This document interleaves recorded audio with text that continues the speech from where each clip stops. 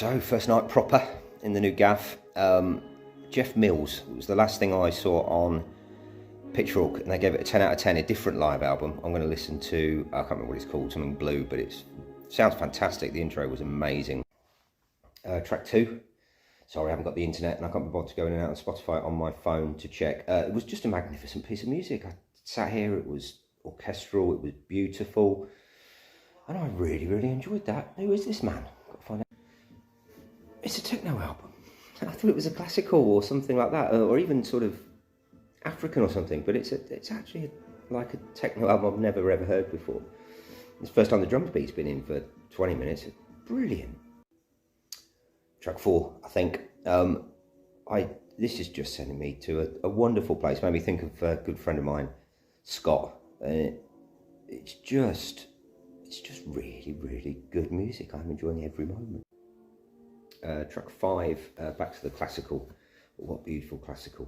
So yeah, I guess it's a classical techno mashup, which you wouldn't expect to work, but it really, really works. Yeah, I've discovered Jeff Mills, brilliant. Captain something, can't remember, but this is the track so far. This really does put both of the music together and do something really special, quite Anna Meredith in its thought and next track. I keep wanting to say Sub John Stevens because there is definitely a certain vibe to the BQE album, or which is one of my favourites. This is just great all the way through. Perfect timing. Fell asleep. Track 9, The Bells. A few days later, because I fell asleep. I was so tired listening to this album, but not because of the music, because the music's fabulous. It's because the music makes you relaxed and happy, and it's great. So after a few days break, back to track 10, Gamma Player. It's nice to have a bit of a break from it actually, because it might have sounded a bit more samey, but you know, the classical techno crossover just sounds great again, and I'm looking forward to the rest. Track 11, For Art. Classical. No techno to hear. It might just be coming in now in the last couple of minutes, but beautiful and haunting and just engaging and wonderful and good background music. Track 12, Medium C, The Urge to Swirl Alone in a Poo. I presume it's pool for some, pool rather than poo, but there you go, it'd be an interesting song if it is that. But it was just a very, very long build-up of classical and then a little bit.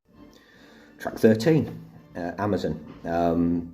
Quite soundtracky. You can imagine it being a car chase in a film, but with a bit more techno in it. It's really good, this. You know, it's taken me 3 days to get through it all because it's quite long, but it is great. Penultimate track, track 14, See the Way. Long swirling build up to the last track. Such power, such depth in it. It's amazing. I would have loved to have been there live. It turned into a barnstormer at the end with the final track, track 15, Sonic Destroyer. What a way to end it. That is proper full-on techno with an orchestra. After the first few tracks, that's sort of the way I wanted it to end. That is just, you can play that in a club and get away with it. Absolutely spot on.